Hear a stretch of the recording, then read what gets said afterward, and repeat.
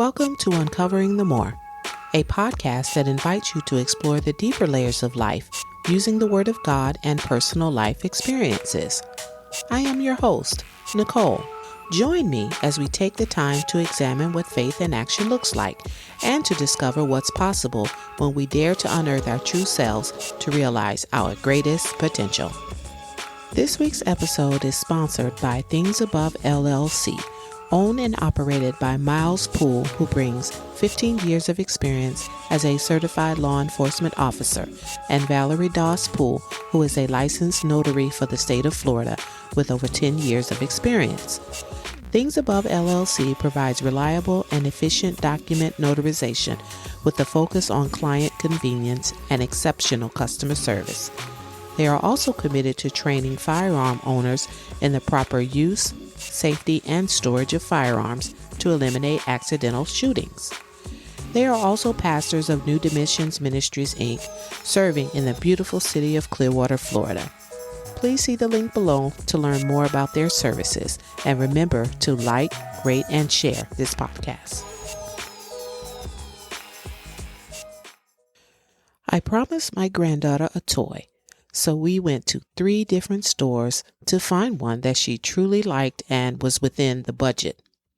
As we walked down the doll section, there were 2 dolls sitting on the shelf, and actually the only 2 of their kind. One was a Bessie Coleman doll, and the other one was a Madam C.J. Walker doll. Both were from Barbie's Inspiring Women Collector's Edition. I quickly took both of them in my arms, and the first thing I did was look for a price. Surprised at the amount, there was no way I was going to leave these dolls in the store. They were coming home with me. A few years back, I had bought the Maya Angelou doll, also a collector's item from the Barbie line. Now, on my dresser, she wouldn't have to stand alone. She would be in the company of these 2 amazing and incredible ladies as part of women's history, with all 3 of them standing across from the Civil War nurse Barbie from the American Stories collection, also from Barbie, and that set on my desk. That day, we left the store with my granddaughter's toy and my new dolls. Up to this time, my Maya Angelou doll sat in its original box on my dresser. However, I decided with my new dolls, I wanted to take them out of the box and use the doll stands so that, first of all, I had more room on my dresser to place them, and secondly, I felt it would look better on a doll stand. As I removed my dolls from their enclosure, I realized I really didn't know much about Bessie Coleman as I had the other dolls, but the more I read, the more encouraged and inspired I became. In short, Bessie Coleman is credited as being the first African-American pilot. From the National Women's History Museum website, I found out that she had to learn French and moved to France to attend the School of Aviation to learn how to fly. In the United States, she was rejected because she was first an African-American and second, she was a female. Please see the link for the website in the show notes to read more about this extraordinary woman. What strikes me the most of everything that I read was a quote from a letter she wrote to her friends after her plane crashed and she sustained several wounds, which included fractured ribs and a broken leg. She wrote, and I'll quote, "Tell them all that as soon as I can walk, I'm going to fly. And my faith in aviation and the usefulness of it will serve in fulfilling the destiny of my people. It isn't shaken at all." With that resolve, over the short course of her life, she learned a foreign language, moved to France to attend the School of Aviation, performed air shows and exhibitions as a stunt pilot. She purchased her own plane, gave lectures, raised money in the hopes of opening her own school, and she was the first woman to hold an international license to fly, to name a few of her accomplishments. She also received awards, recognition, movie offers, and so much more with her allotted time on this earth of just 34 years. What a true example of faith in action. Despite any and all oppositions and obstacles, she persevered. So what does faith in action look like? In the book of James, chapter 2, 14 through 26, you can read the acts of faith that were done of those in the past, the great history and story of our faith as a people. Faith without works is dead. It's unprofitable, it's stagnant, and it doesn't move. Faith speaks. Faith acts. Faith prays. Psalm 46:10 says, and I quote from the New King James Version Bible, "Be still and know that I am God. I will be exalted among the nations. I will be exalted in the earth." In other words, get in a quiet place and be still before Him, acknowledging His presence. Take a look around you. He is the source of all creation. Really see that He is exalted in the earth.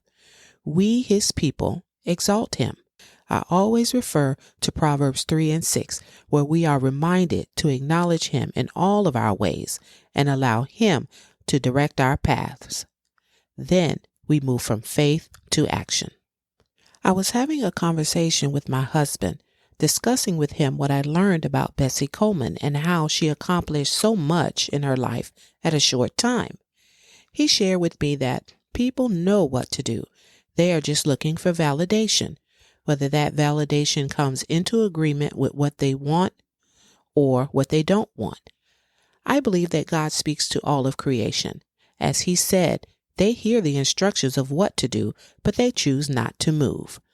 I believe God whispers in the ears of His creation, and once we hear that whisper, we have to believe in faith. We have to start walking in agreement with what He says, and then as we walk, we find ourselves flying above all obstacles and challenges. I will read for you Isaiah 40, 28 through 31 from the New King James Version Bible. Have you not known? Have you not heard?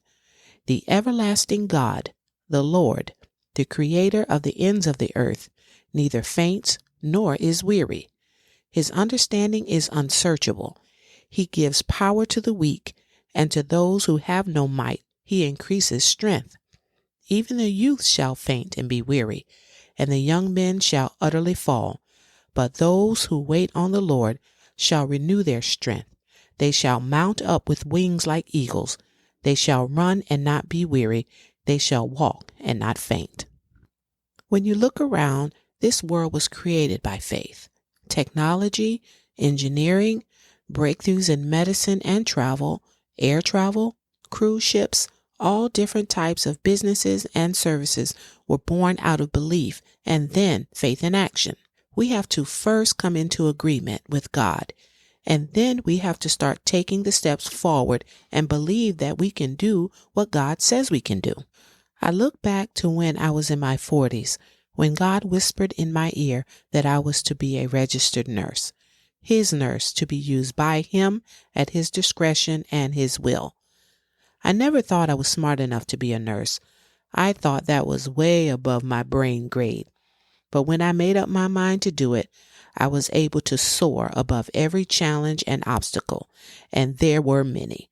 I never thought that I could be a pastor, but God chose me and called me according to His purposes. That as associate pastor, assistant pastor, then elder co-pastor. But that is a story for another day. I am still walking out my faith, discovering what God called me to do, listening for further instructions as I have recently been placed on a different path. The ultimate goal is still the same, but the work is being perfected in my life, as it will continue to be as long as I live. What about you? Are you ready to move forward in what God has given you to do? What will it take for you to have the courage and faith to fly? Uncover it by being honest about what God has placed in your heart. Don't water it down. Write it down. Pray about it. Speak it. Look every day for opportunities that present themselves to move you forward with the plan of God. You are not too old, and it is not too late. Sometimes the best of our lives come at the later end of our lives. God will give you the strength that you need to carry it out, and He will provide the help and resources too. So, I'm going to be really transparent now. It is my desire to be more healthy and physically fit in my latter years.